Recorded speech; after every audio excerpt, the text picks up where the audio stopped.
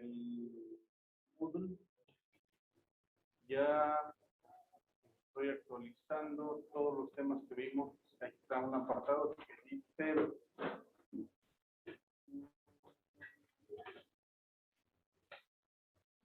para el primer examen, creo.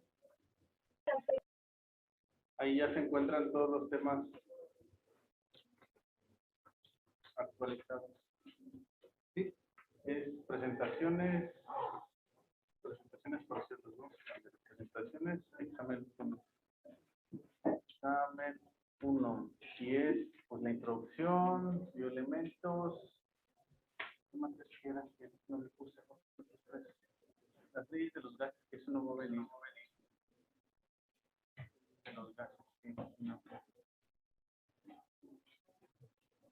El agua, ácidos y bases, hidratos de carbono, moléculas precursoras y macromoléculas.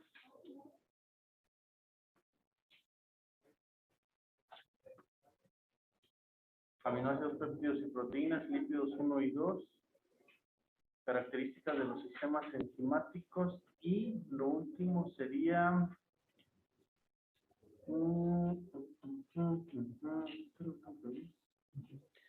Doctor, disculpe, ¿puede repetir? Es que todavía no tenía aquí a la mano la pluma, perdón. Ah, no, están los temas ya están ahí en la plataforma. Ahí están los que vimos para este primer examen. Déjenme poner el de señalización nada más.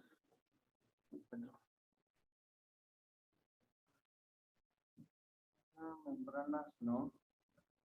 Cell signaling en inglés. ¿Cómo están? Bien.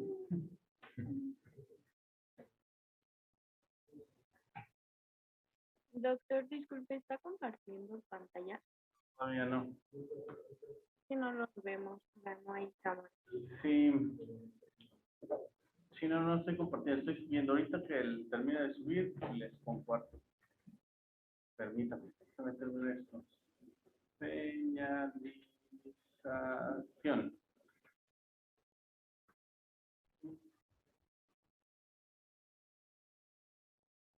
Cell signaling.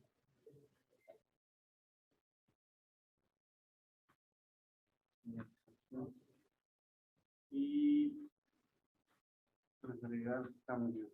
A ver, creo que sí. Si no falla la memoria, pues creo que estaba un relajo.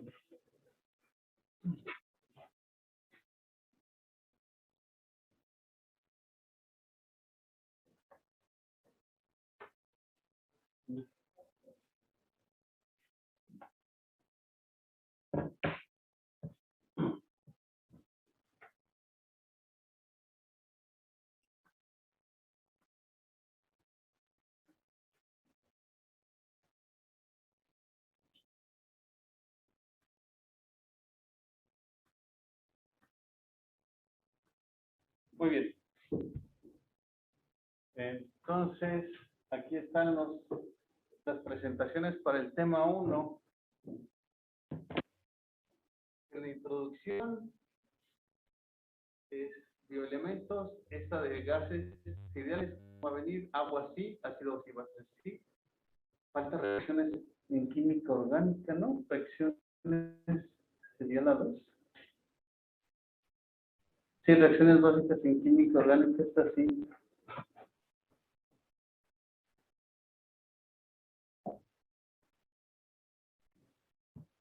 Y el 1 proceso, introducción y bioelementos, fundamentos de bioquímica, ¿sí?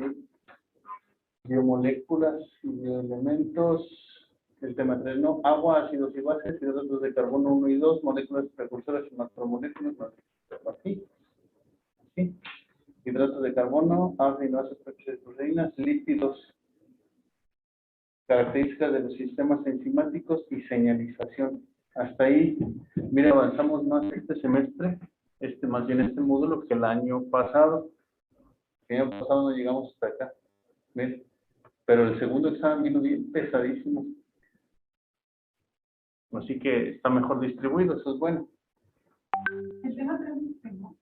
El 3 es el de gases de los Leyes de los gases, no, ese no. Sí. Para que no se especifique, ¿no? Entonces, ¿en casa alguna duda?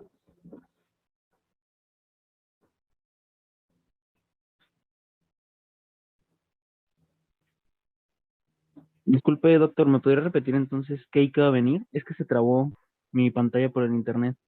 Todo lo que está en presentaciones, menos el tema 3. Ah, ok. Gracias, doctor. Perfecto.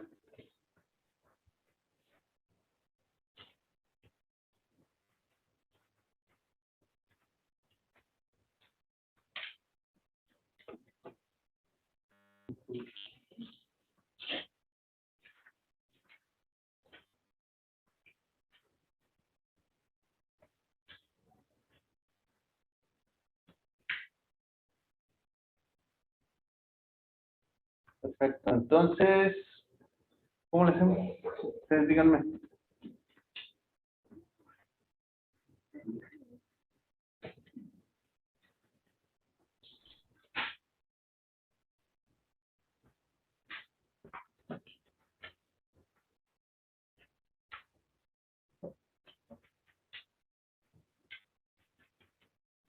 Usted díganos, doctor.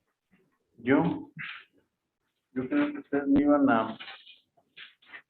Vimos aspectos básicos de química, no, todavía no. Para el segundo, carbohidratos y emisión, glucólisis, membrana, moléculas y macromoléculas, reacciones químico-orgánico 1 y 2. ¿Y qué más falta aquí? Tema 1, introducción y bioelementos. Muy bien, vamos a preguntarles a ver qué dudas tienen. Me gustaría más que ustedes hablen a que yo siga hablando con Perico.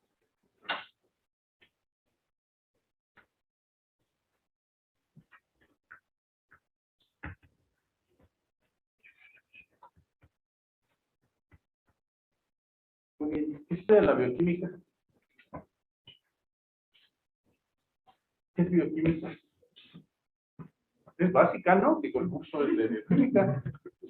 Es la ciencia que explica con términos medicinales los procesos químicos de las células. Pues todos los procesos químicos que ocurren dentro de una célula, desarrollo, reproducción, todo lo que mantiene viva la célula. Cuatro son los componentes principales en todas las células, en todo el planeta. Está fácil también. Carbono, hidrógeno, oxígeno y nitrógeno. Los elementos que están presentes y carbono, hidrógeno y las biomoléculas principales de la célula. Carbohidratos, lípidos, Ácidos nucleicos. ¿Cuál de esos son polímeros? Todos los lípidos. Andan con todo, ya. No sé para qué estamos aquí. No nos pasa. No, esto no. ¿Cómo se relaciona la bioquímica con el desarrollo de enfermedades o trastornos? la ausencia de algún proceso químico, Ausencia de un proceso químico nada más. Enzimático o fallas en el sistema, ¿no? Todo se puede explicar a través de la falla de los procesos.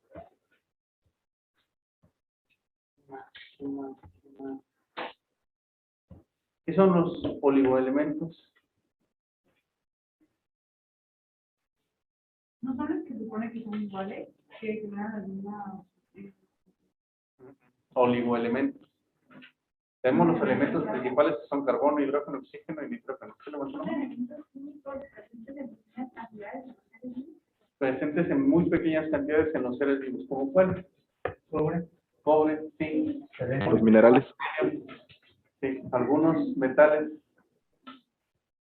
Y ya, sería la mini introducción de bioquímica. Doctor, disculpe, Sí. solo nada más un comentario positivo. Si nuestros compañeros pudieran hablar un poco más fuerte, porque no se alcanza a escuchar hasta acá. Ya les dije. Perdón. No, está bien. Es lo justo. Muy bien. Aquí nadie se enoja, no se preocupe. Si se enoja, no nos importa. Reacciones en química orgánica. Vimos algo antes de reacciones en química orgánica, que vimos algo más. No me acuerdo cómo se llama ese tema. Los enlaces. Lo de los enlaces y esas cosas. ¿Cómo se llama la presentación? Ni está. Bioquímica. Introducción a química analítica, no, tampoco. Era algo de química, ¿no? Sí, donde vimos los enlaces, estados de agregación de la materia, cosas intramoleculares. No las subí. Subió un link Ah, sí. Sí, me falta el de enlaces químicos, ahorita la subo. ¿Cómo se sienten? ¿Preparados para su examen o todavía no? Más o menos.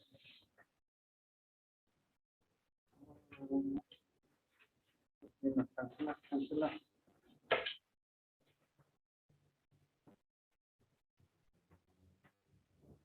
Vamos a ver si es cierto.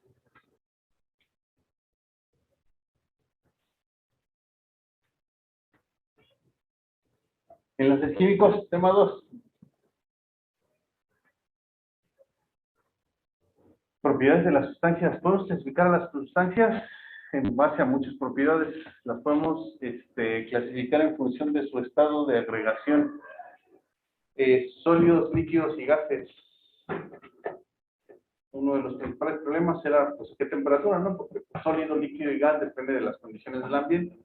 Las cosas son sólidas como las conocemos, pero no serían sólidas en otro planeta, bajo otras condiciones. Entonces siempre hay que hacer referencia a al ambiente que los rodea.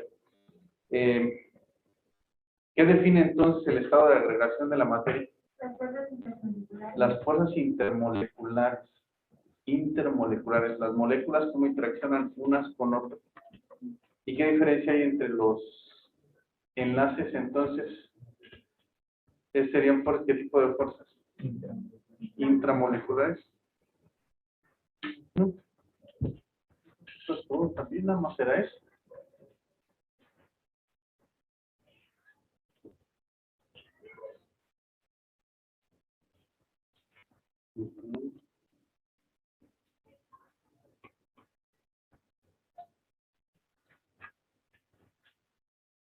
Los enlaces químicos es lo que mantiene unidos a los átomos para formar las moléculas. Ya me adelanté mucho. Enlaces químicos, sólidos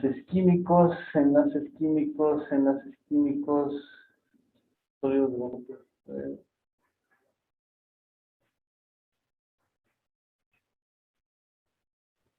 esta es la super resumen. Sólidos de alta contribución, interacciones multidireccionales, direccionalidad selectiva, redes y moléculas.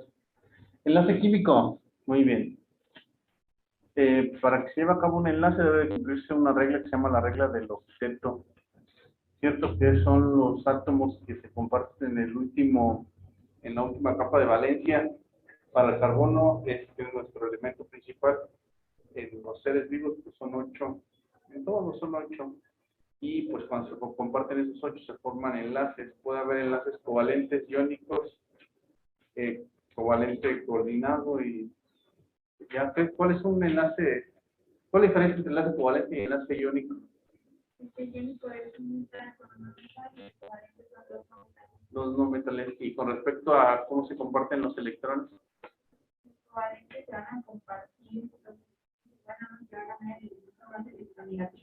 En el iónico es una transferencia total de electrones y en el covalente se comparte.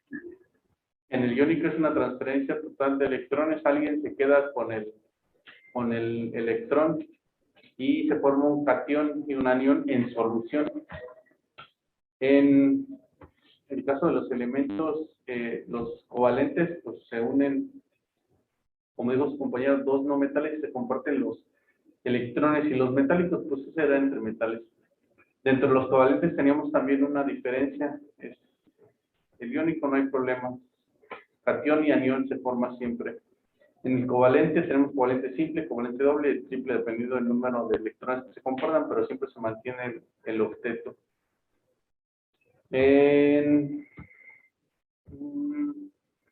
Tenemos un tipo de enlaces que es el covalente polar, que aquí sí tenemos los enlaces covalentes, los sencillos, dobles y triples, donde no hay nube electrónica, entonces se comparten por igual ahí los electrones. En los covalentes polares, un átomo ahí sí es electronegativo, ojo.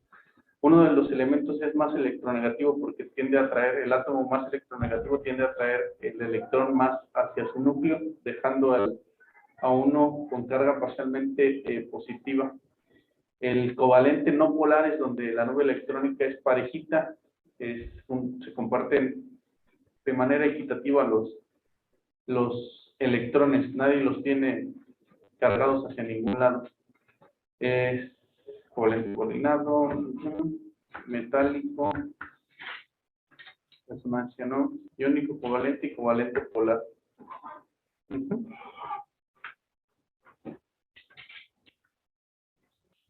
Las fuerzas, diferencia entre fuerzas intermoleculares y fuerzas intramoleculares en casa.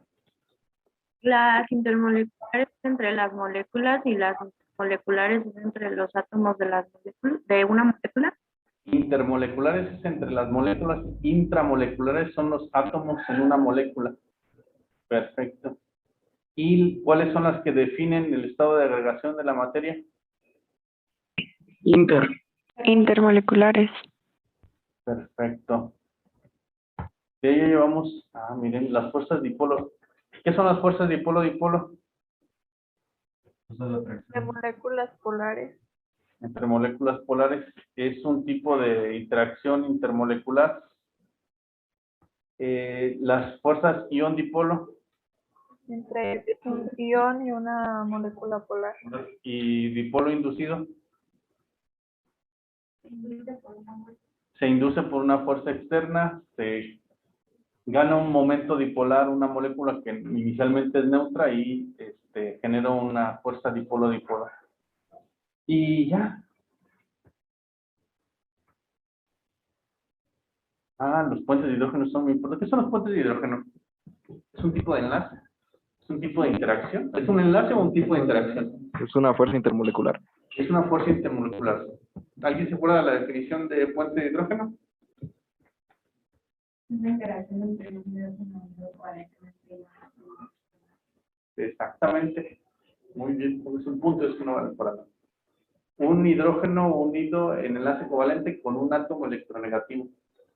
Parecerían sencillas y hablamos mucho de las fuerzas de puente de hidrógeno, pero son las que mantienen a las moléculas unidas. Por ejemplo, la madera es tan fuerte que tiene miles de millones de puentes de hidrógeno. Las membranas,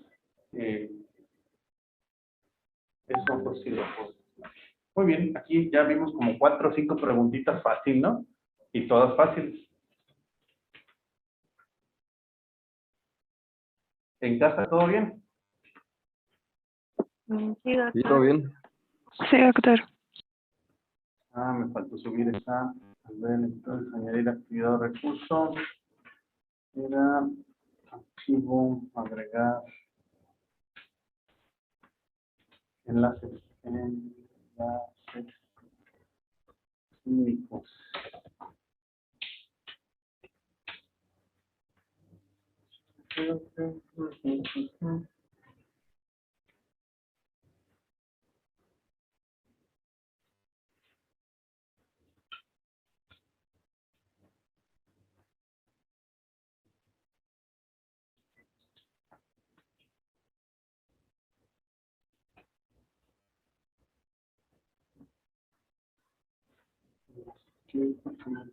Vamos a subirla. Enlaces químicos. Aquí.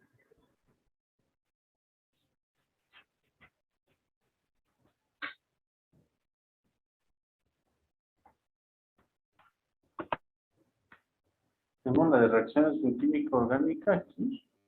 Este 3 no se sale. Este no juega.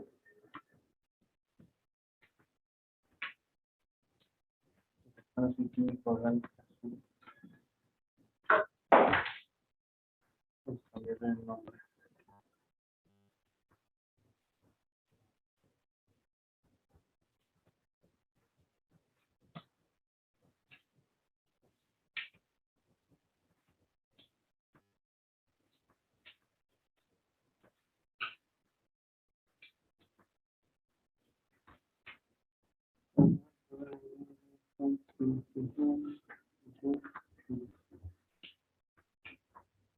Reacciones en química orgánica. Muy bien. Pues vamos a la tablita. No hay pierde.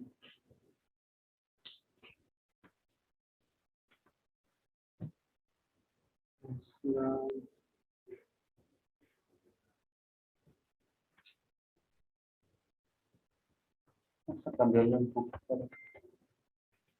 Ahí está.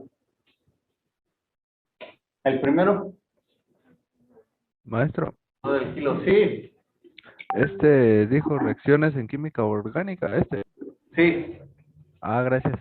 perfecto. El segundo en casa, ¿cuál es? ¿Qué tipo de compuesto orgánico es? Una mina. A una mina. Aquí en el salón, el tercero, en casa, el que sigue, ¿Un aldehído? Leído. aldehído, el que sigue, aquí, Cetona. zona, el de abajo, Ácido. ¿seguro no es un alcohol? No. No, por el doble S con el no. No, muy bien, ¿y el de abajo? ¿Qué diferencia hay entre el este y el este? El doble enlace con oxígeno. Esto sí, va a venir algo de esto. No va a venir el nombre, pero sí los grupos.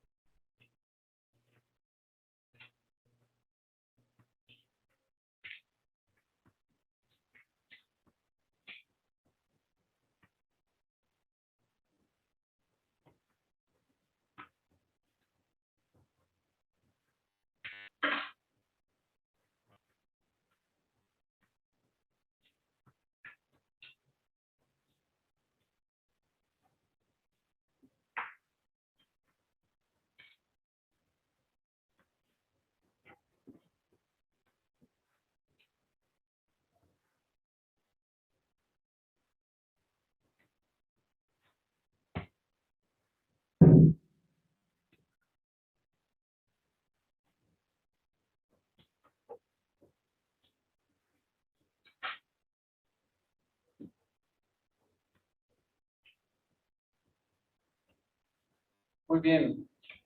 Laura, Disculpe, doctor.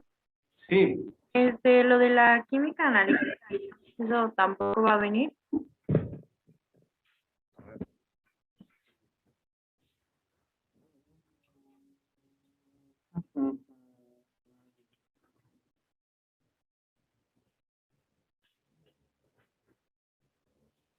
No. Sería molaridad, normalidad. A ver.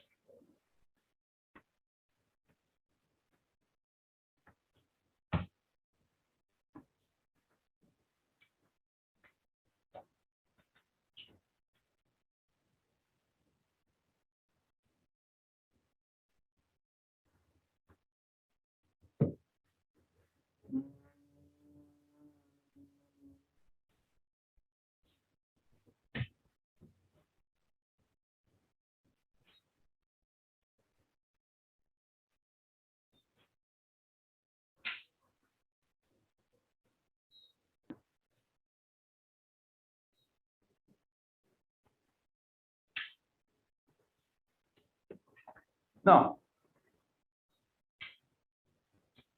Sí, gracias, doctor.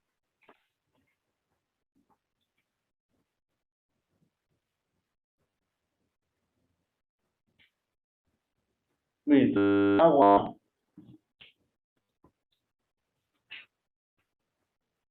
El agua, eso sí lo saben, es necesario para todos los procesos biológicos, todo el metabolismo celular se lleva a cabo en ambiente acuoso. Todas las propiedades de la molécula del agua que son importantes se deben a sus características, que es electronegativa, bueno, que es polar más bien. Tiene una electronegatividad debido al átomo de oxígeno que atrae los electrones de los dos átomos de hidrógeno y le da una estructura polar, una carga parcial negativa en el oxígeno y parcialmente positiva en los hidrógenos. Esto le permite interactuar con más moléculas de agua y con el medio. Lo más importante y destacable es que todas las características del agua de hecho es bien interesante porque todas las características de todos los materiales en la Tierra se explican a través de las fuerzas intermoleculares que los conectan. En hidráulica o en flujo de fluidos, las características del flujo de los fluidos se explican a través de las fuerzas intermoleculares. Lo mismo ocurre en los fluidos biológicos. Todas las fuerzas intermoleculares son las que determinan las características de los fluidos. En este caso, el agua tiene todas sus propiedades como las conocemos y las que nos permiten estar vivos aquí por sus fuerzas intermoleculares, que todas son fuentes de hidrógeno. El agua no hace otra cosa, no puede hacer otra cosa. Puede formar fuentes de hidrógeno y ya. Entonces, puede formar fuentes de hidrógeno entre ella misma. El átomo electronegativo atrae a un hidrógeno unido en un enlace covalente. Y eso explica, a ver si es cierto. En casa, explíquenme qué es la cohesión y la adhesión. La adhesión es entre las moléculas de agua, o sea, se unen, y la cohesión es cuando se unen con... Ah, no, es al revés. La adhesión es cuando se unen con moléculas diferentes al agua, y la cohesión es cuando se unen entre moléculas de agua. Entre moléculas de agua, cuando se unen entre moléculas de agua. Eso explica todas las propiedades, que sea solvente. ¿Cómo se explica aquí en Salón, cómo se explica la propiedad de solvente universal a través de las interacciones del agua con los solutos? Por su polaridad. ¿Por la adhesión? Por la polaridad. Por la polaridad. ¿Cómo se disuelve? ¿Cómo se solvata una sal en medio acuoso? Ajá, y en medio acuoso, ¿qué le pasa a la sal? Se separa, se disocia. ¿Quién rodea los cationes?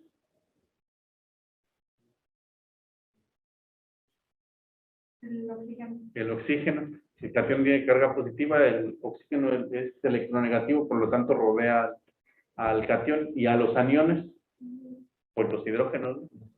Perfecto. ¿Cómo explicamos el calor específico tan alto que tiene el agua? Esa es buena, ¿eh? Defínanme primero calor específico. ¿Es la capacidad de absorber el calor? Para cambiar de estado, en este caso el agua tiene un calor específico alto, se necesita, es la cantidad de energía necesaria para elevar 1 grado centígrado, 1 grado Celsius, 1 gramo de materia. Entonces, estas características permiten que el agua tenga un calor específico alto y nos sirve como anticongelante, como enfriamiento, pues. Pero ¿cómo lo explicamos? A través de las propiedades intermoleculares. Los enlaces de hidrógeno se tendrían que romper para que cambie de estado, ¿no? Entonces, a pesar de que no son fuerzas covalentes ni fuerzas muy grandes, como son millones de enlaces, eso explica por qué el agua necesita absorber muchísimo calor para poder cambiar de fase. Y lo de por qué algunos insectos pueden, bueno, esto no es tiene que ver con medicina, pero tiene que ver con el agua. ¿Por qué algunos insectos pueden caminar sobre el agua? Y ¿por qué? Por la tensión superficial. La tensión superficial. La tensión superficial tendría que ver entonces con las fuerzas de cohesión o de adhesión. De cohesión. Es decir, entre las moléculas se forma una capa fina de moléculas de agua en la superficie del líquido. Perfecto. Pues ahí definamos esta trampa. ¿Por qué en casa? ¿Por qué el agua es más densa, no, es menos densa cuando está en estado sólido? Por el acomodo de las moléculas. ¿Qué tiene que ver el acúmulo de las moléculas? Sí, es correcto, pero ¿qué? Dígame, explíquemelo.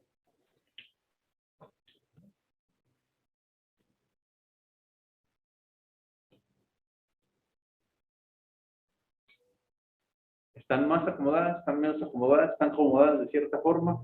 Se alinea, ¿no? Están alineadas. Forman una red cuando están en estado sólido. ¿Ocuparían más espacio o menos espacio en estado sólido o en estado líquido? Más espacio en estado sólido y menos espacio en estado líquido. Si ocupan más espacio en estado sólido, ¿no serían más densas?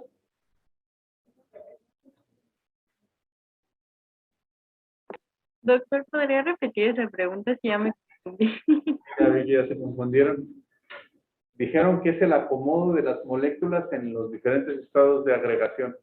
Cuando están sólidas y cuando están líquidas, me dicen que están más o menos compactas.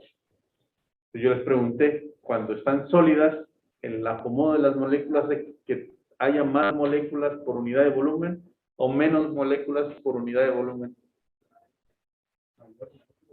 ¿Mayor? Más, Más. ¿No porque la definición de un sólido denso? ¿Más masa por unidad de volumen? Las cosas flotan porque son menos densas, o sea, tienen menos masa por unidad de volumen.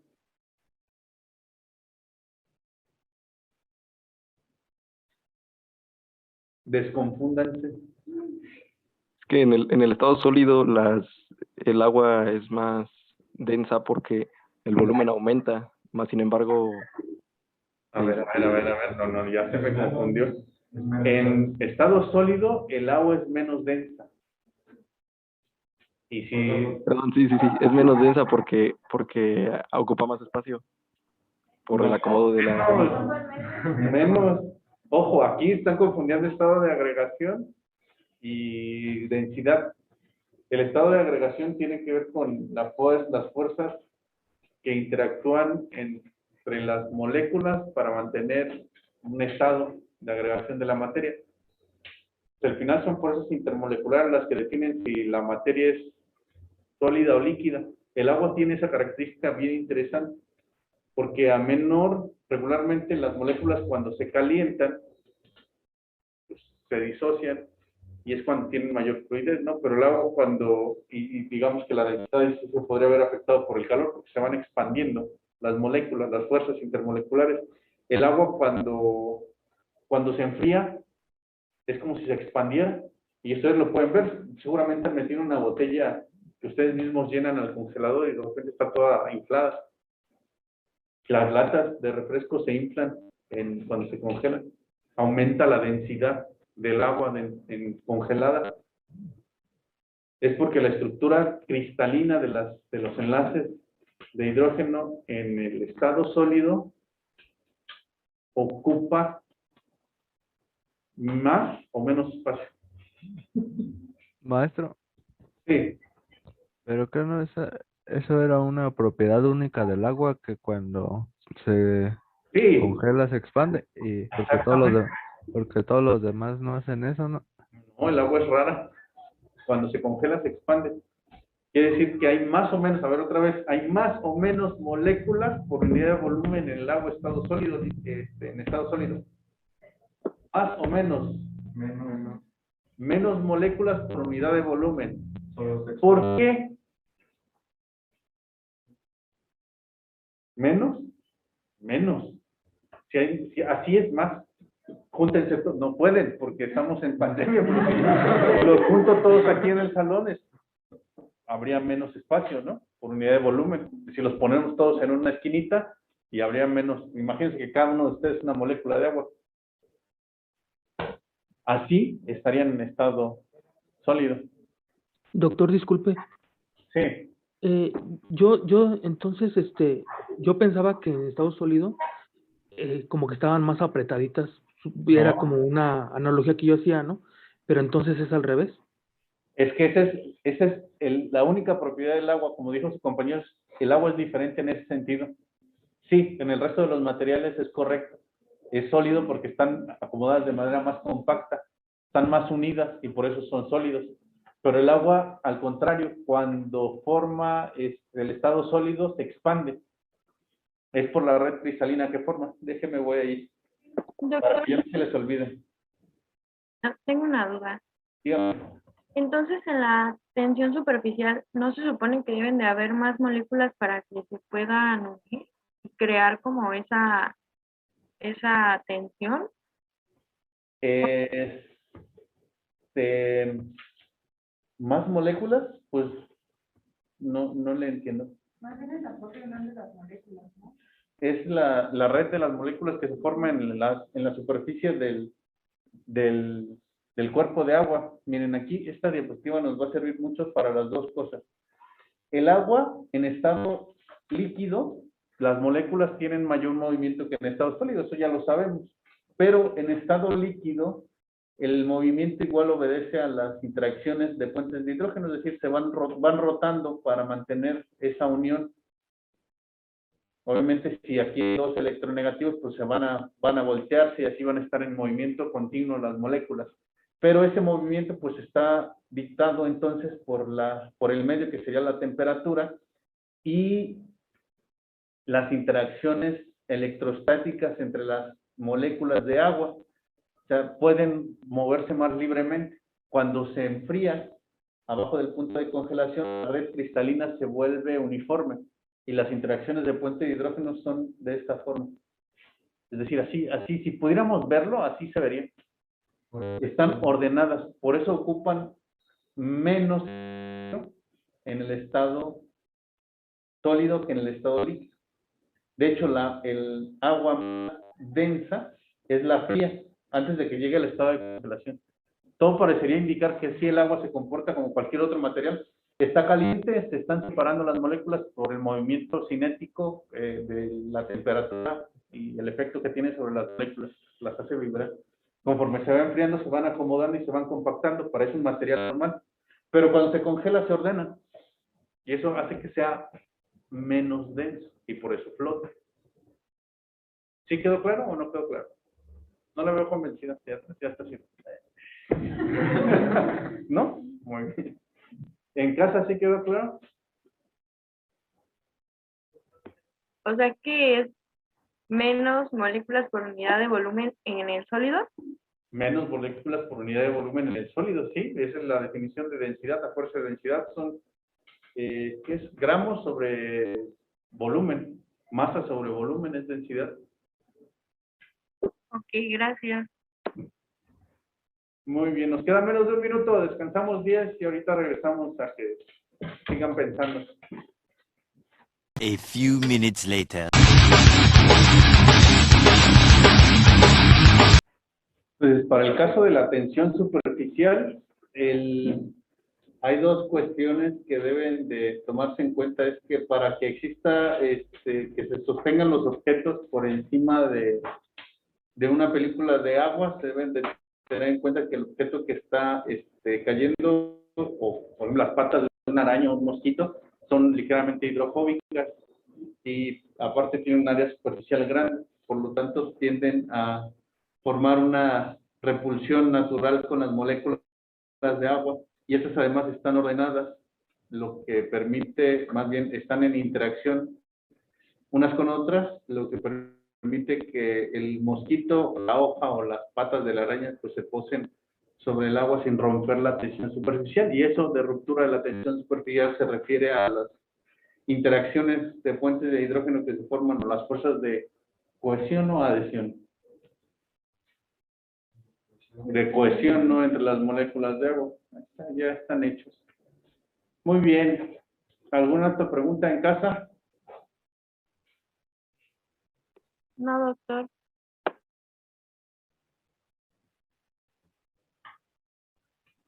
Todo bien, a pesar de algunas confusiones, ya, todo más claro. Perfecto. Propiedades del agua. Sí, propiedades del agua, muy bien. Propiedades del agua también seguía con la primera definición de ácidos y bases, que era la teoría de Arrhenius, ¿cierto? Que es la base de la determinación de pH. Una sustancia ácida es aquella que dona protones y una sustancia básica es aquella que acepta protones.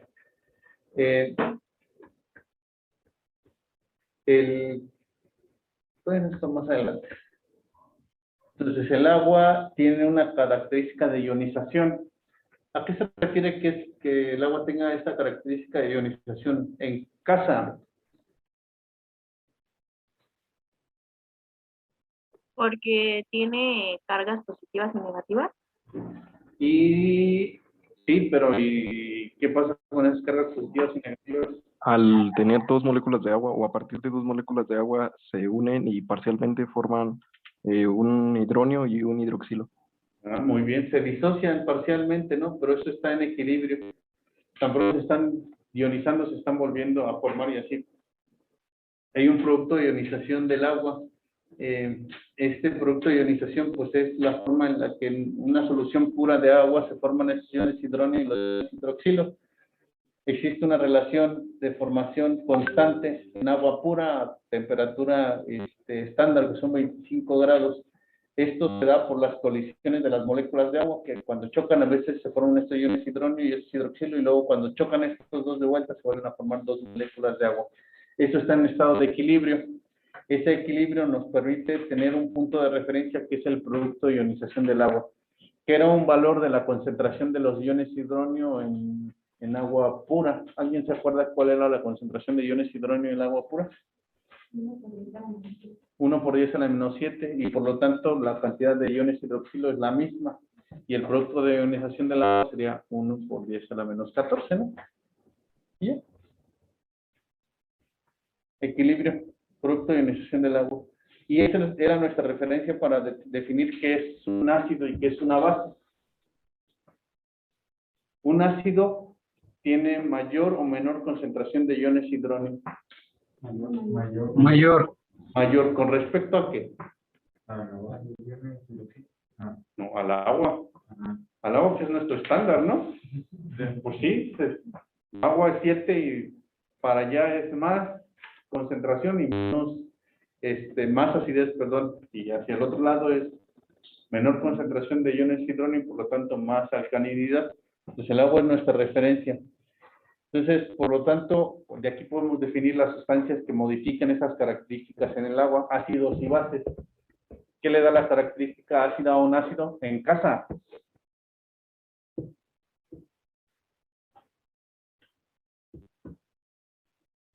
Are you following me? ¿Cuál es la pregunta? ¿Qué le da la característica de acidez a una sustancia? Una sustancia que Concentración de iones hidróneo. Sí, sí. Échale. la concentración. Échale. La concentración de iones hidróneo es mayor o menor. Mayor. Mayor. La sustancia ácida aporta iones hidróneo a la solución acuosa desplazando el equilibrio. ¿Sale? Hasta ahí todo bien. Entonces, de esta forma tenemos ácidos y bases. Si la solución aporta iones hidróneo, pues va a acidificar a la solución. No podemos hablar de ácido y base en ausencia de agua. Esa es nuestra referencia. Siempre que no podemos decir un sólido es ácido, porque no es cierto. Podemos. Pero sí, las soluciones acuosas siempre son, podemos tener una referencia en función del agua. Si una solución de algún material, algún elemento químico, algún compuesto genera una alta concentración de iones hidróneos, pues vamos a tener una sustancia ácida, porque aporta hidrógenos a la solución y desplaza el equilibrio. Es una escala absoluta. Esto quiere decir que está bien establecida en función de la concentración. Va de 0 a 14. Y una base remueve iones, según el principio de Arrhenius, remueve iones hidróneos, los captura. De esa manera disminuye la concentración de iones hidróneos y por lo tanto el pH se hace más básico. Es difícil entenderlo en función de la concentración de iones hidróneo y por eso surge la escala de pH. ¿Qué es la escala de pH? Negativo del logaritmo de iones hidronio. El negativo del logaritmo de iones hidronio, y es más fácil manejarlo porque va de 0 a 14, donde 7 es la neutralidad y corresponde a la cantidad de iones hidronios presente en el agua pura a 25 grados, que es 1 por 10 a la menos 7. ¿Vale? Y pues veíamos que es más fácil manejarlo en pH que haciendo cálculos con los iones hidrógenos. Y de esta manera clasificamos una solución ácida, básica o neutra. A ver, podré preguntarle aquí.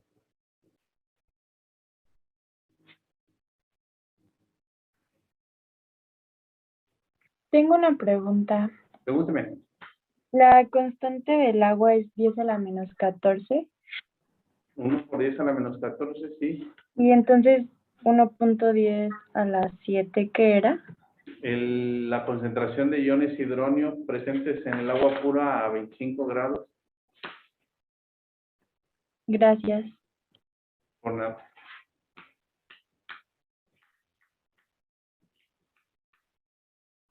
Muy bien.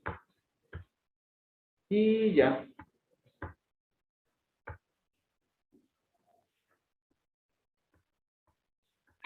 Doctor, una pregunta. Pregúnteme. ¿Qué era una sustancia amortiguadora? Todavía no llegamos a eso, pero aquí en el salón le contestan.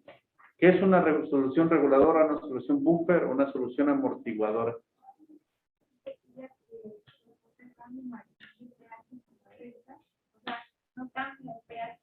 La adición de ácidos o bases a una sustancia reguladora no provoca cambios significativos en el valor de pH. Sí, es correcto. ¿Sí escucharon?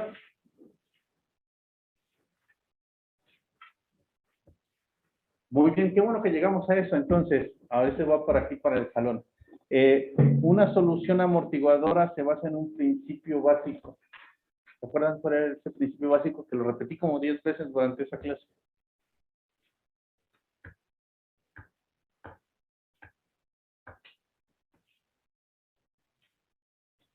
¿Cómo se amortiguaba el cambio de pH?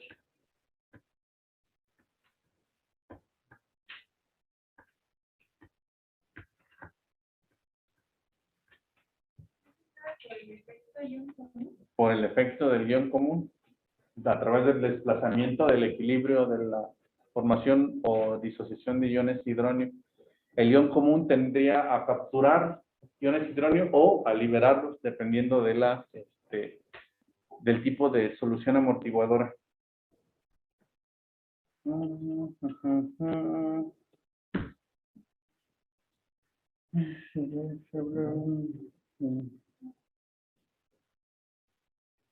Ácidos y bases.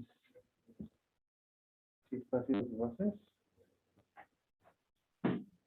Ácidos y bases, sí. Aguas.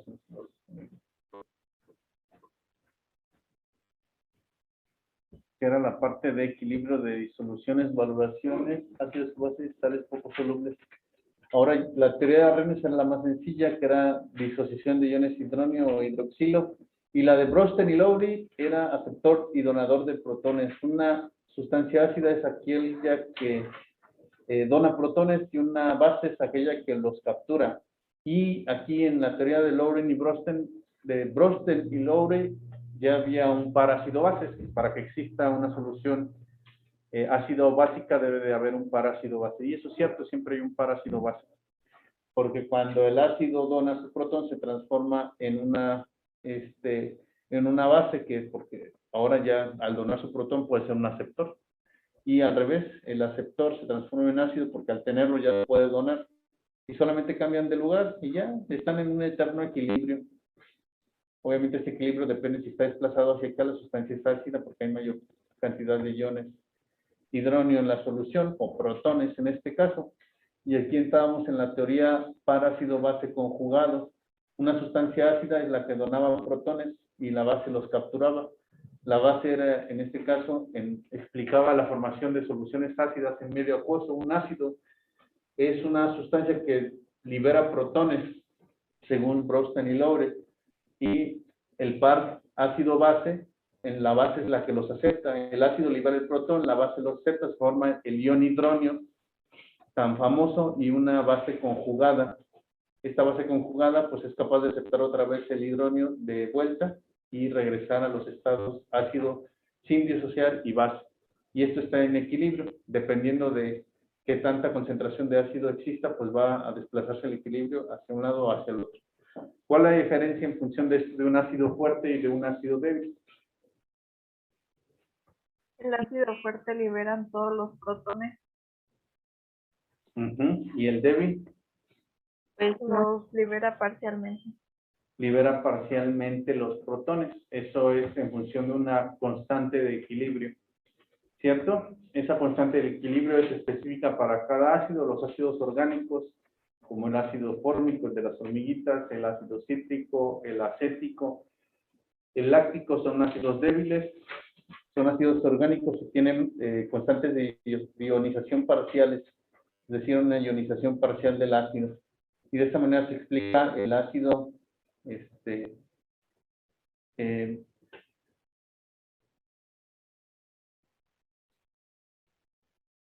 perdón, se explican los ácidos débiles. Es que me estaba acordando hay una solución que se llama solución piraña, así, o en inglés Piranha Solution.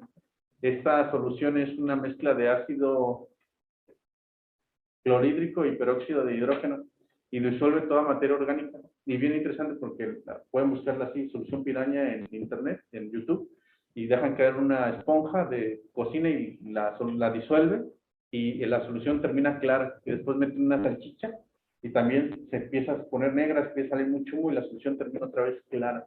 O sea, todo disuelve esa solución. Me acordé nada más para contarles. Muy bien. Entonces, esta constante de equilibrio pues, tenía que ver con la disociación parcial. Aquí no es parcial, no es total la disolución, quiere decir que solamente una parte de los hidronios del ácido débil se ioniza y el resto sigue conjugado. Esto nos permite pues tener o lograr a través de un ácido débil la formación de una solución amortiguadora. Las soluciones amortiguadoras por lo que nos ayudan es a mantener un pH regulado o que existan bajas variaciones en el pH de una solución. Y para poder entender esto, vimos antes que hay sales que pueden formar soluciones neutras, soluciones ácidas y soluciones básicas. Una sal neutra, pues en ese sencillo, no aporta protones ni los secuestra. Los cationes y los aniones que se forman de una sal neutra, pues no tienen afinidad por los protones. Pero sí tenemos soluciones de sales ácidas.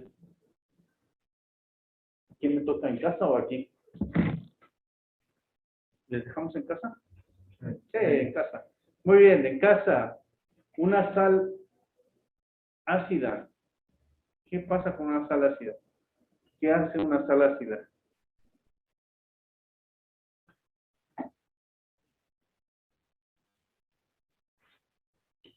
Porque hay sales que al disolverse en el agua provocan que se acidifique la solución. ¿No era porque donaban hidronios? ¿Porque donaban hidronios?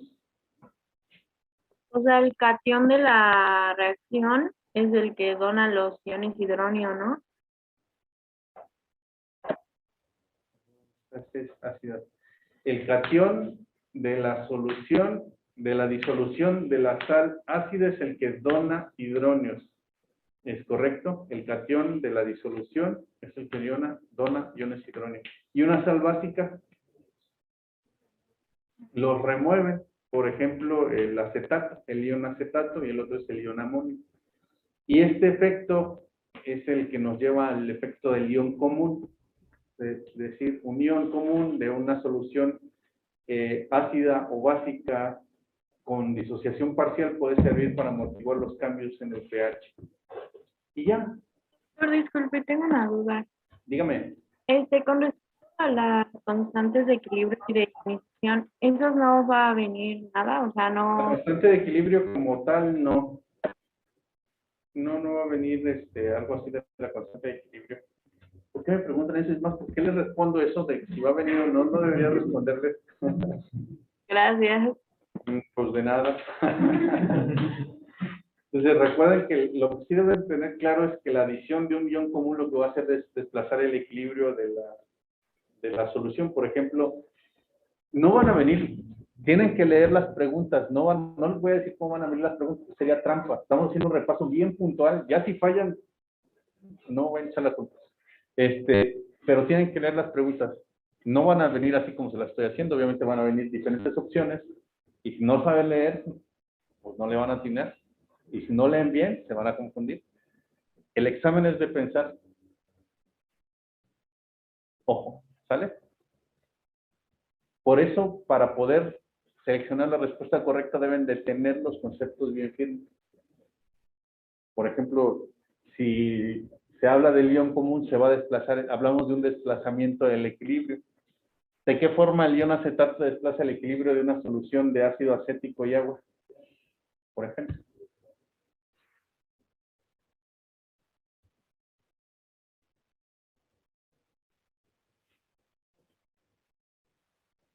La adición de iones acetato desplaza el equilibrio hacia la izquierda, suprime la ionización del ácido. Esos conceptos son los claves. No viene como tal lo de la constante de equilibrio, pero si no la entienden, van a sufrir. Poquito. Después se les va a pasar.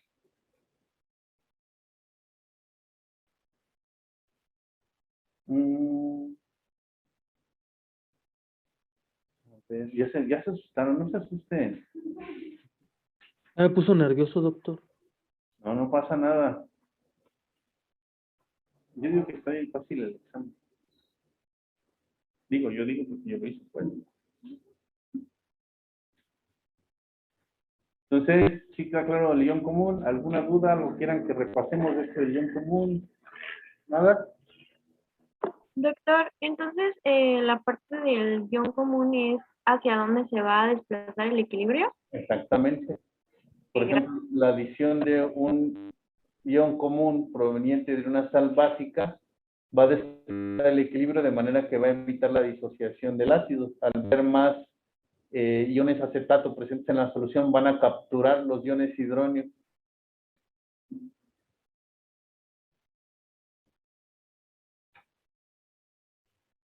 Y ya. Volumetrías, análisis, ¿no? ¿Qué creen? Les tengo malas noticias. El equipo para determinación de azúcares, triglicéridos y azúcares reductores del laboratorio está descalibrado. Por eso el otro grupo tampoco va a ser práctico. Ya practiqué con el profesor Apaseo y me dijo lo mismo. Dice, no sirve.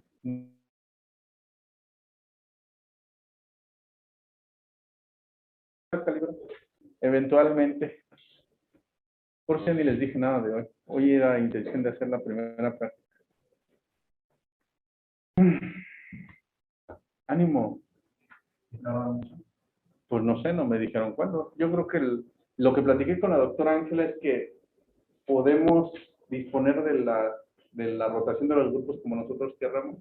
Entonces, por ejemplo, si los últimos 3 miércoles ya está listo el equipo, pues entra una semana un grupo, otra semana otro y la última otro para que hagan prácticas. Porque sí valdría la pena. Entonces, de aquí ya y ya.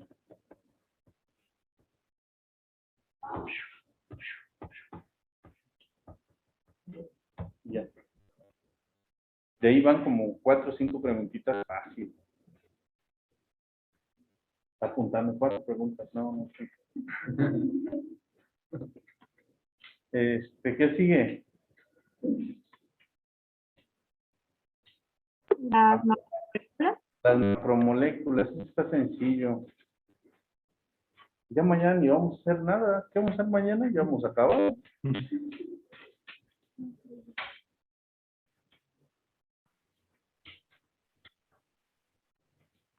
Moléculas precursoras y macromoléculas.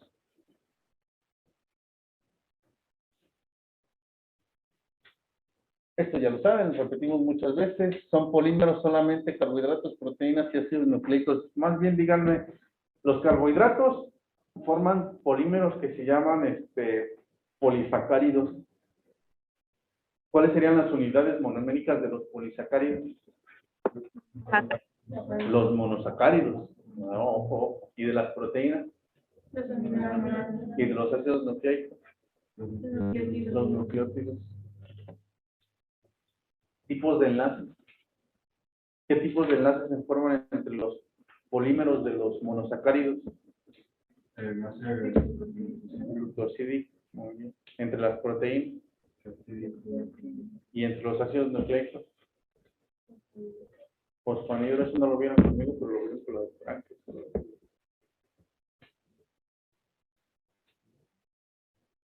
Síntesis de degradación de polímeros. Las reacciones de síntesis se dan, de condensación o de síntesis, se llaman reacciones de deshidratación. Quiere decir que se elimina una molécula de agua, tanto en carbohidratos, tanto en proteínas y en ácidos nucleicos. No, en ácidos nucleicos no. Nada más sí, porque se libera pirofosfato. Y en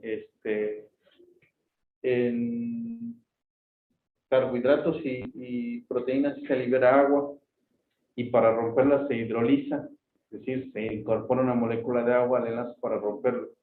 ¿Ya no se les olvida? Perfecto. Doctor, Sí. entonces la deshidratación es la que los une y la hidrólisis es la que los libera. Sí. Ok, gracias. Y ya. Y ya pasamos a carbohidratos, ya acabó. Doctor, ¿cuál es el enlace de los ácidos nucleicos? Fuerte. No. ¿Fosfodiéster o fosfanhidro? Fosfodiéster, ¿no? Fosfodiéster. Doctor, una pregunta. ¿Perdón? Dijo fosfanhidro la primera vez. No. Sí, fosfodiéster. Sí, dígame. Ya que estamos en enlace, ¿no me podrá recordar el tipo, bueno, cómo se llama el enlace en las grasas, en los lípidos? Se llama Gracias. los ácidos, pero solamente los triglicéridos. Los triglicéridos esterifican 3 ácidos grasos al esqueleto del glicerol. Los carbohidratos, ¿qué son los carbohidratos? Pregunta obligada. ¿Azúcares? Son azúcares. Son moléculas orgánicas compuestas de carbono, hidrógeno y oxígeno. ¿De dónde provienen los carbohidratos principalmente? De las plantas, la fotosíntesis. Las plantitas son las que aprovechan la energía solar. Lástima que no vemos fotosíntesis, está bien bonito. Aprovechan la energía del sol para sintetizar glúcidos. Nosotros sintetizamos de manera limitada glúcidos. La principal fuente de energía que nosotros tenemos, pues, en nuestra dieta son los carbohidratos, y las usamos para obtener energía, los oxidamos a CO2 y agua. Las plantas los reducen de CO2, agua a carbohidratos. Es el polímero más abundante sobre la Tierra. Celulosa. El segundo.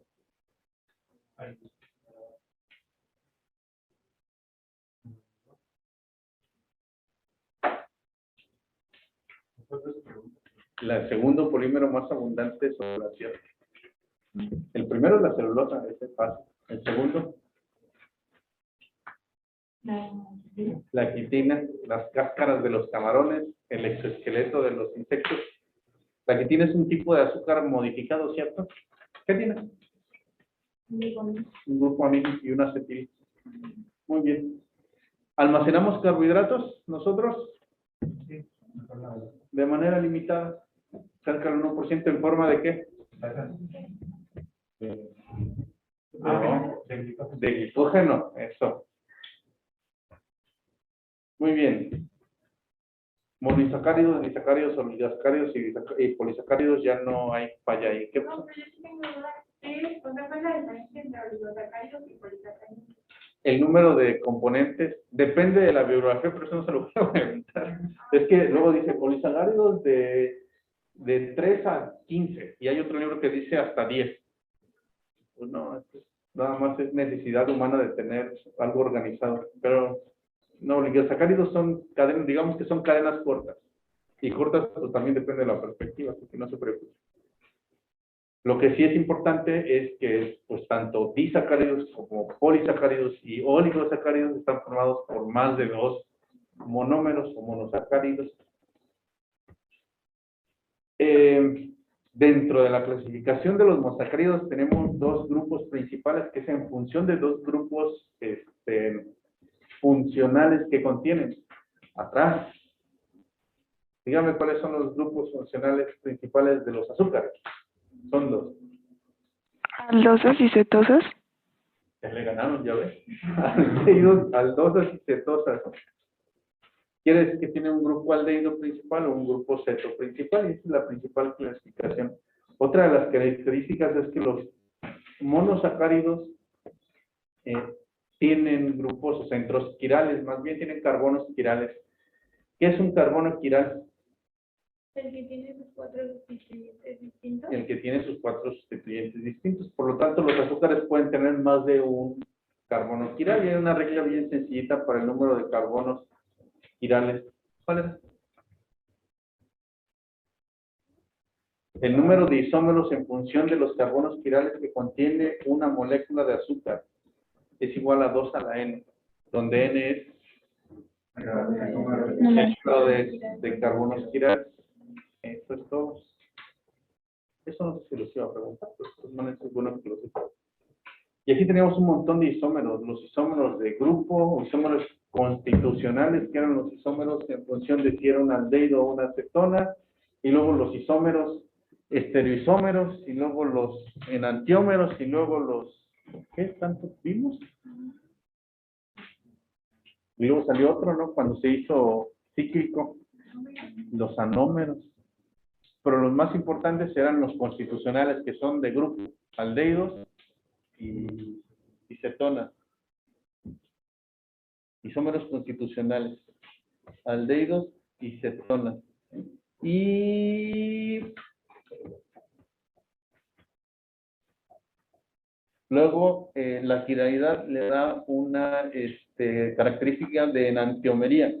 Enantiómero es imagen especular y es en función. ¿Cómo se define un enantiómero? Para una molécula que tiene más de un centro quiral. La que está más alejada ¿De qué? Del grupo funcional. Del grupo funcional.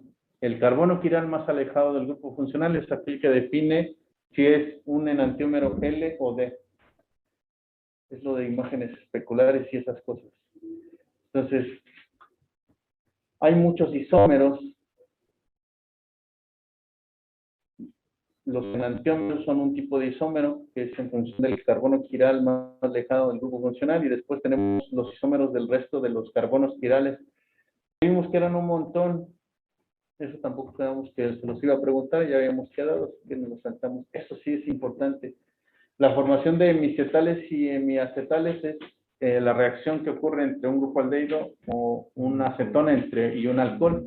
Y esto era importante por la ciclación de los azúcares. En torrente sanguíneo, los azúcares no están en forma lineal, sino que están en su forma cíclica. La forma cíclica entonces se da gracias a la formación de los hemiacetales o hemicetales. Y esto nos da un nuevo tipo de isómero que se llaman anómeros. Y el anómero alfa y beta difieren ¿de qué? Uno está arriba y uno abajo. ¿Qué está arriba y qué está abajo? Hidroxilo del carbono numérico. La posición del hidroxilo del carbono numérico. Esa es la definición. Si el hidroxilo del carbono numérico está abajo, es alfa. Y si está arriba, es beta. ¿Sale? Y este mismo carbono numérico nos servía para definir lo que es un enlace glucosídico. ¿Qué es un enlace glucosídico? Que se hace el hidroxilo y el el hidroxilo del carbono numérico y el hidroxilo de cualquier otra molécula. Exactamente. Ojo, Ojo con esa, porque si dice hidroxilo nada más, si fuera abierta ya le hubiera puesto una tache. Va a ser de opción múltiple, así que va a tener múltiples opciones. Doctor, disculpe, ¿podría repetirlo? Enlace glicosídico es aquel enlace que se forma entre el hidroxilo del carbono anomérico de un azúcar y el hidroxilo de cualquier otro compuesto. Gracias. Y ese sería digamos que la definición estándar. Pero obviamente hay otros tipos de enlaces glucosídicos que se dan entre, sí, forzosamente el hidroxilo del carbono anomérico de un azúcar y otra molécula, porque no necesariamente puede ser un hidroxilo de otro. Entonces, esto quiere decir que los disacáridos se unen a través de un enlace glicosídico. Y aquí venía otra definición, cuando se forman los disacáridos, todos los monosacáridos son azúcares reductores, porque quiere decir que su extremo libre del hidroxilo del carbono anomérico está libre para reaccionar. Los azúcares ya disacáridos, que son dos monosacáridos unidos, algunos son reductores y otros no.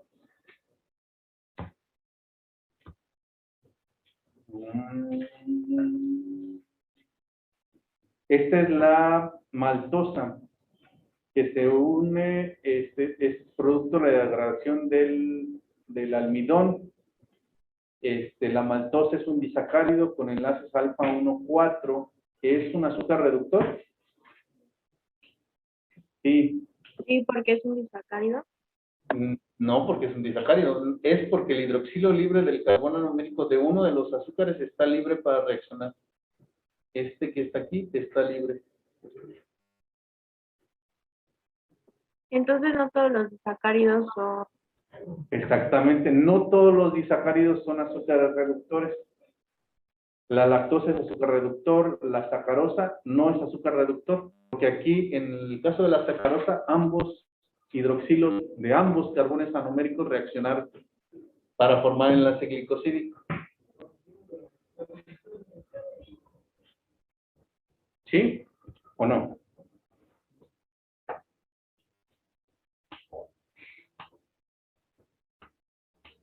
Sí, doctor.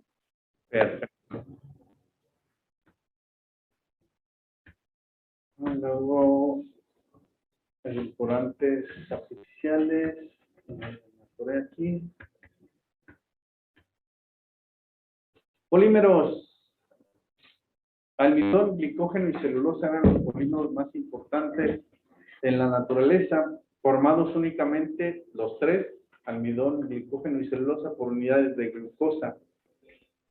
¿Cuál es la diferencia entonces entre almidón, glicógeno y celulosa? Los tres están hechos de glucosas, pero son materiales distintos, cumplen funciones distintas.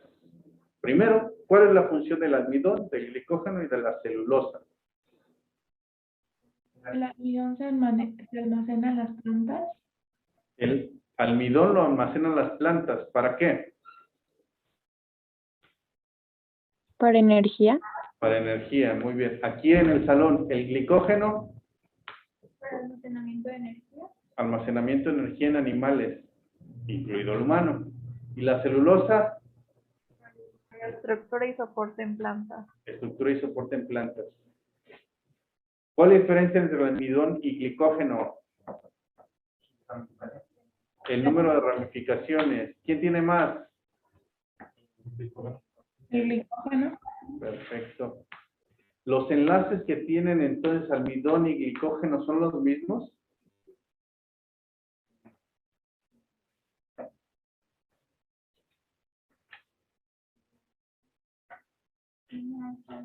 Alfa 1,4 en la cadena principal. Y la hidropetina es 1,6 la ramificación en el glicógeno y en el almidón.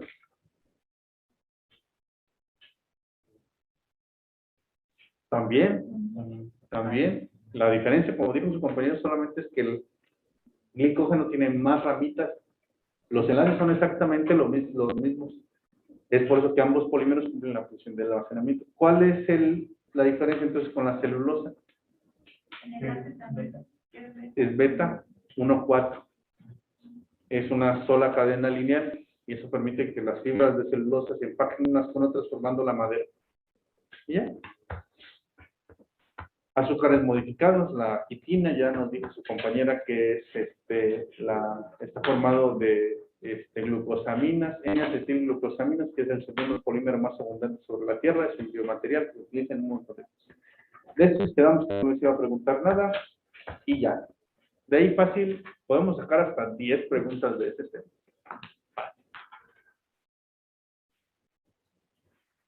¿Algún otro duda en casa? Doctor, entonces el almidón tiene más ramificaciones.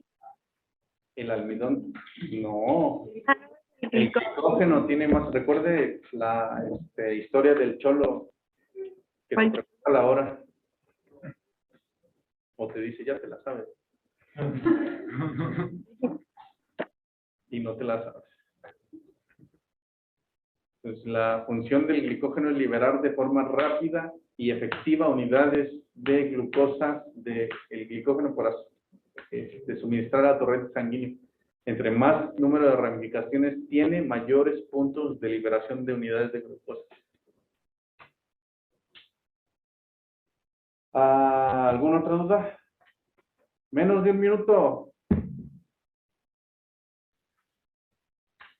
Descansamos 10 y regresamos. A few moments later. Estructura. Transporte. Contracción. Protección. Toxinas, hormonas. Enzimática. Enzimática. Perfecto, ya.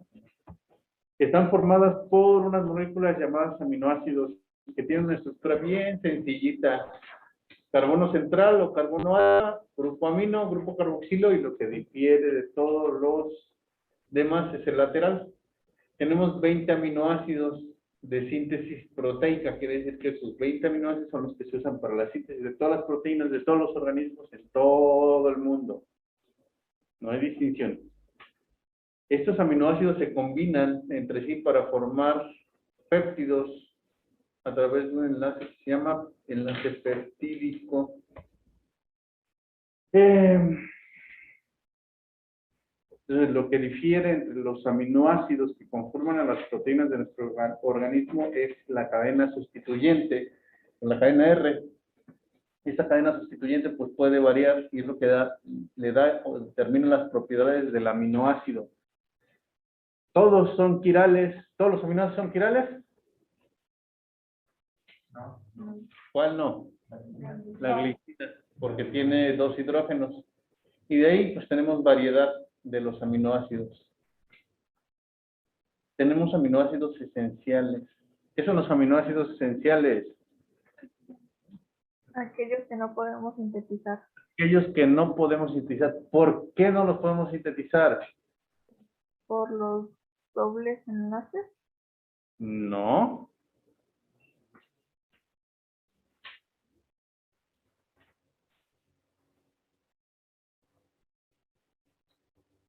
¿Por qué? ¿Por qué? ¿Por qué no podemos sintetizar los aminoácidos esenciales? Porque no tenemos las enzimas para degradar, ¿no? Necesarias para la síntesis de estos. Muy bien. Y de ahí tenemos proteínas completas y las incompletas. Las completas son de animalitos y las incompletas de cereales y granos. Una de las características de los aminoácidos es que son suiteriones. ¿Qué es un suiterión? Cuando está el aminoácido en su forma neutra. Cuando tiene las dos cargas y está en forma neutra, que es un ion dipolar. Y el estado de ionización de los aminoácidos cambia en función del pH. Tenemos formas catiónicas, formas neutras y aniónicas. La forma del aminoácido varía de acuerdo al pH en este sentido. Catiónicas hasta pH ácido, carga parcial positiva completa, y de ahí se va moviendo hasta la carga aniónica, que es completamente negativo, pasando por el neutro. ¿Cómo se llama en la forma neutra? Suiterión. Y el punto isoeléctrico es, ¿qué es el punto isoeléctrico? Es el pH a la carga del aminoácido entero. Exactamente. Muy bien, está en forma de suiterión. Este aminoácido que tenemos aquí es la glicina y tiene dos pKs, dos puntos de ionización. Cuando se ioniza, está protonado completamente y tiene carga parcial positiva. A pH 1, ¿cuál es la carga del aminoácido glicina?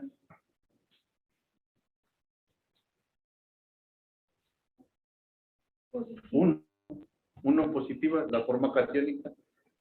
A pH 8, ¿cuál es la forma? Neutro, está en la forma neutra. A pH 11, negativo, -1 en la forma aniónica. ¿Vale?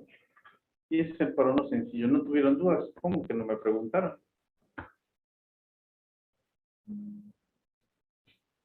Espero que no tengan dudas. Yo tengo el PKR se pone primero el menor. El ácido glutámico. Recuerde que el pK1 era el del ácido carboxílico.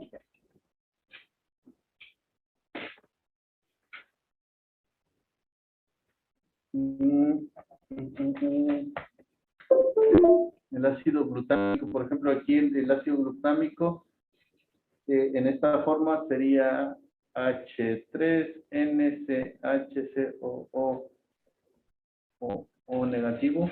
Disculpe, doctor. Sí, no está. ¿Puede compartir la pantalla? Es que no se alcanza a ver lo que anota.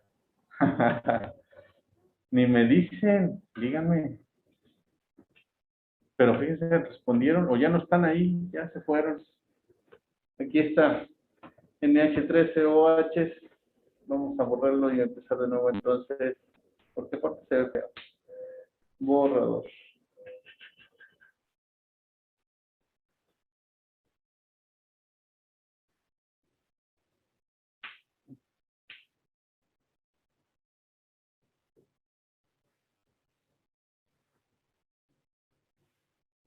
H3NCHCOO negativo, no es cierto, H otra vez.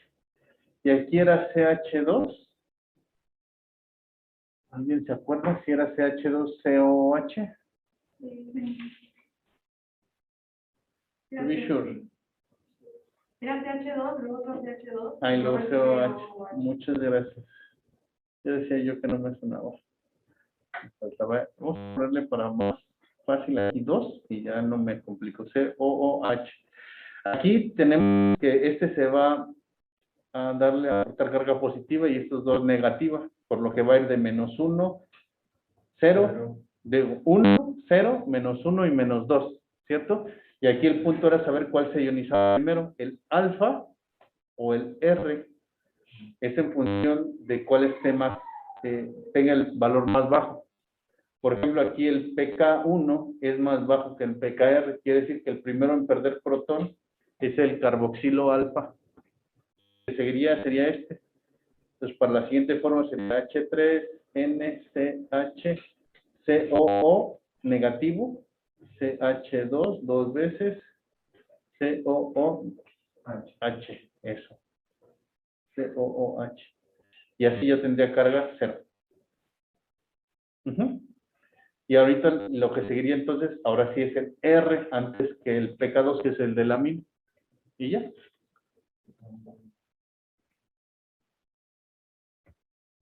Cuando se forma un enlace peptídico se libera agua. ¿Cómo se forma el enlace peptídico? ¿Entre qué partes de los aminoácidos se forma el enlace peptídico? El alfa amino y el alfa carboxilo. El alfa carboxilo y el alfa amino, ¿no?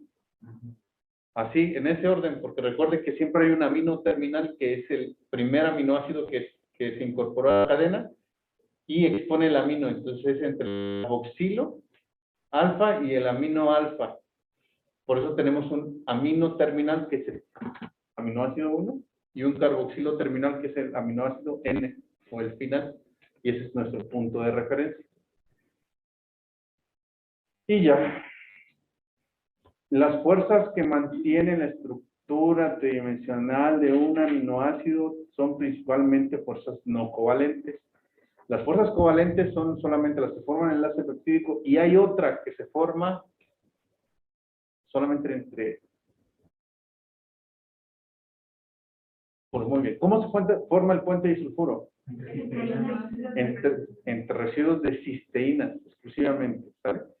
¿La cisteína es el único que contiene azufre? No. La metionina también. Pero la metionina no tiene sulfidrilo. ¿Cierto? Cierto. Esa es la fuerza más grande que estabiliza la estructura tridimensional. Definan estructura primaria, secundaria, terciaria y cuaternaria. En casa, primaria. ¿Es una secuencia de aminoácidos? La secuencia de aminoácidos.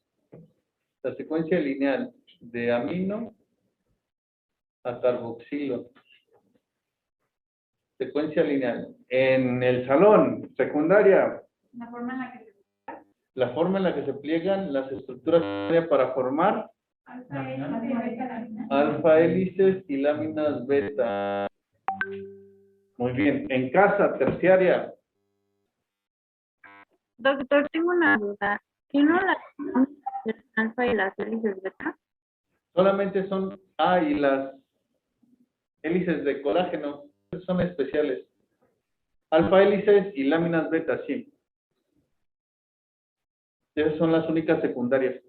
Bien interesante, ¿no? Porque ya quedamos, eso hablamos que los grupos R no tienen nada que ver con la formación de las láminas beta y de las alfa hélices, son solamente puentes de hidrógeno.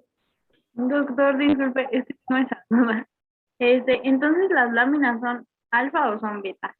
Las láminas son láminas beta. Ok, y las hélices son alfa. Y las hélices son alfa hélices. Sí. Gracias. Perfecto. ¿Y la estructura secundaria por qué enlace o ¿Por qué se forma? Se forma por puentes de hidrógeno entre los carboxilos y aminos residuales. Bien interesante. No interfieren los laterales quedan ya sea hacia adentro o hacia afuera. La terciaria.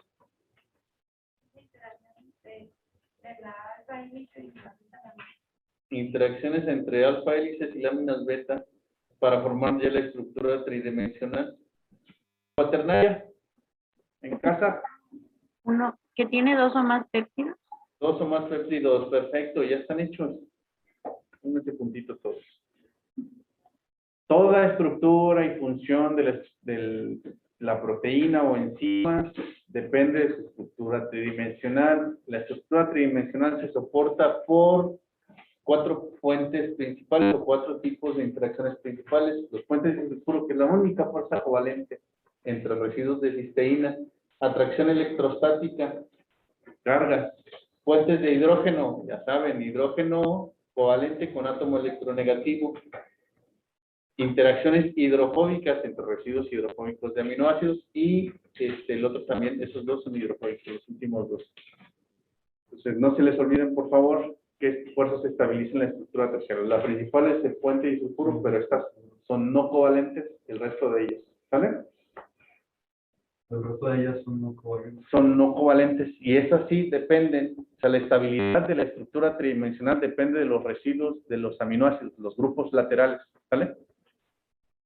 Vean, por ejemplo, este es un ácido aspartico, pues tiene un ácido, y aquí una lisina que tiene un amino épsilon. Las serinas tienen hidroxilo y el ácido glutámico tiene otro ácido carboxílico. Las tirosinas y felinadinas son hidrofóbicos, al igual que la isoleucina y valina, por lo tanto forman bolsillos hidrofóbicos. Si el ambiente es acuoso, esto hace que se pliegue de esta manera para evitar el contacto con el agua, como que se hace bolita la proteína. Y ya. Estructura de las proteínas, primaria, secundaria y terciaria. Secundaria, eso sí ya lo habíamos visto. Zigzag. Mire, eso es lo que le decía. Estos son las alfa hélices se dan entre puentes de hidrógeno de los aminos residuales y los carboxilos residuales de los ácidos, de los enlaces peptídicos. Los laterales ni interfieren en la formación de la alfa hélice, igual las láminas beta. Los laterales no interfieren en la formación de las láminas beta. Los laterales interfieren ya cuando estructuras secundarias se pliegan, ahí sí. Y ya. Esto es lo mismo, fuerzas de Van der Waals. Diferencia entre proteínas fibrosas y globulares. ¿Las fibrosas son qué? Insolubles en medio acuoso, y las globulares solubles. ¿De qué depende de que sean solubles o no? A su masa molecular, no de su estructura. De su estructura tridimensional y la interacción con el agua. O sea, los componentes principales de las proteínas globulares le permiten interactuar con las moléculas de agua, son polares, y las fibrosas son principalmente no polares. ¿No? Igual que la solvatación de los solutos en medio acuoso depende de las interacciones de los átomos de hidrógeno y oxígeno con el medio. Para que una sustancia se solvate o se forme una sustancia coloidal, que sería un tipo de disolución, tiene que haber interacciones entre estos. Una molécula que no interacciona, pues se compacta y forma fibras, que son las estructuras fibrosas de las proteínas. No hay interacción entre las moléculas de agua, por lo tanto no se suspende la proteína. Esto es porque los residuos de aminoácidos que contiene esa proteína son principalmente hidrofóbicos, es decir, aminoácidos aromáticos, álcalis, entonces no hay interacción. Y las otras proteínas globulares sí son hidrofóbicos y sí llevan a cabo este tipo de interacción y las envuelven las moléculas de agua, como que hacen una microsuspensión. Y cuaternaria, pues ya. Unas 5 preguntitas de esto también. ¿Cuándo se desnaturaliza una proteína? Cuando pierde su estructura tridimensional. ¿Puede llevar a cabo una desnaturalización reversible? ¿O puede ser una desnaturalización reversible? ¿De qué depende? ¿De qué tanto se relaja? De qué tanto se relaje la estructura, para que se vuelva a plegar correctamente o no. Una vez que se despliega de forma completa, ya se puede plegar de 1000 formas, como el cable.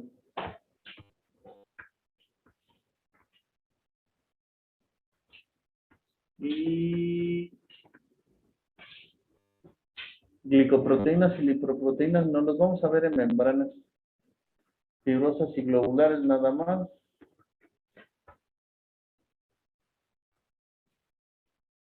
Globulares. Heteroproteínas. Está bien, heteroproteínas no. Nada más porque me caen bien. Y ya. Le dejamos hasta aquí. Échenle un repaso. Nos falta lípidos, características de sistemas enzimáticos y señalización. Mañana terminamos. ¿Sale? Échenle un repaso y pregunten más, muchachos. ¿En casa todo bien? Sí, doctor, gracias. Sí, doctor, todo bien. Nos vemos mañana. ¿Vale? ¿Dónde nos vamos a ver? Porque yo no sé dónde está el salón.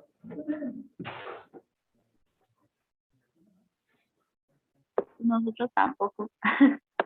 Bueno, jefe de grupo, oriéntenos, me manda mensaje o me habla a la hora de la clase para que no ande yo vagando por la escuela como ánima en pena. Sí, doctor, no se preocupe. Perfecto. Muy bien, nos vemos mañana. Mañana, doctor. Gracias a ustedes. Gracias, doctor. Gracias, doctor. Gracias, nos vemos. Gracias, doctor.